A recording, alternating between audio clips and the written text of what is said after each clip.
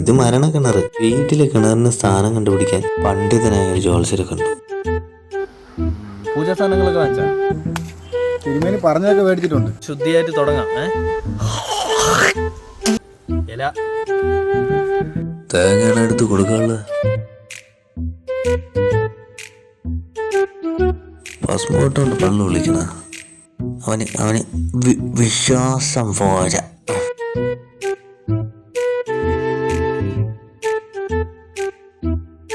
ബീഡി ഞാൻ പറഞ്ഞു. ലിസ്റ്റിൽ ബീഡി ഉണ്ടായിരുന്നല്ലോ തിരുമേനി. ഉണ്ടായിരുന്ന ഇയാൾക്ക് വയ്യേ പിച്ചിലാട്ടം തന്നെയല്ലേ ഇയാൾക്ക്.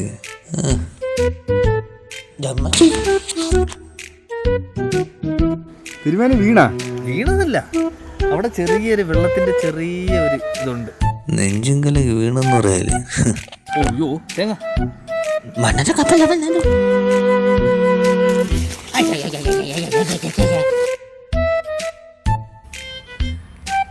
പൊട്ടിയില്ല.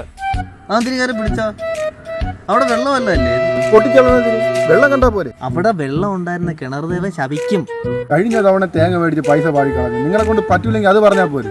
കഴിഞ്ഞ തവണ കരിക്കായിരുന്നു.